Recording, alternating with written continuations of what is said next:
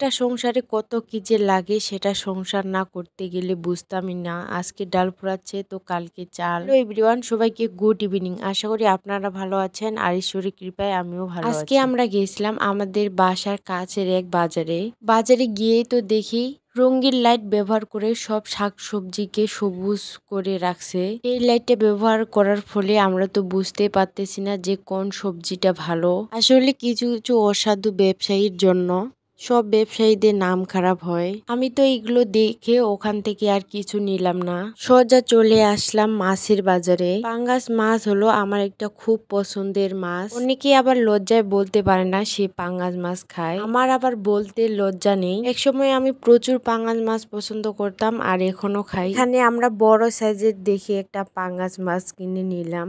আমি আবার যে পাঙ্গাস মাছ খাবো ওই মাছের ভিতরে তেল থাকতে হবে, তবেই পাঙ্গাস মাছ খেতে ভালো লাগবে। পাঙ্গাস মাছ না খেলে তো আমার মনে হয় না যে আমি মাছ খেলাম। এর আগে বাবাকে বলতাম পাঙ্গাস মাছ কিনে নিয়ে আসার জন্য, আর সেটা এখনো শুধু সময়ের সাথে সাথে মানুষগুলো চেঞ্জ হয়ে গেছে। আগে বাবাকে বলতাম আর এখন আমি আমার বরমশাইকে বলি। পাঙ্গাস মাছের পাশাপাশি আরো অনেক ধরনের মাছ ছিল। আজকে আমরা পাঙ্গাস মাছ আর চিংড়ি মাছ নিয়েছিলাম। তারপর চলে আসলাম আমি কসমেটিকের দোকানে। থালা বাটি পরিষ্কার করার জন্য একটা ভিমবার নিয়ে নিলাম এখান থেকে, আর সাথে নিলাম ছোট্ট দেখে একটা আয়না। আয়নাটা আমার ভালো লেগেছিল তাই আয়নাটাকেও কিনে নিলাম। তারপর চলে আসলাম মুদির দোকানে। আজকে এখান থেকে আমরা চাল কিনে নিব। আমার বরমশাই তো দেখতেছে কোন চালটা বেশি ভালো, আমরা সেই চালটাই নিব। আমার হাতে এতগুলো বাজার ধরিয়ে সে দেখতেছে চাল। তারপর আমরা এই চালের বস্তাটা নিয়ে নিলাম।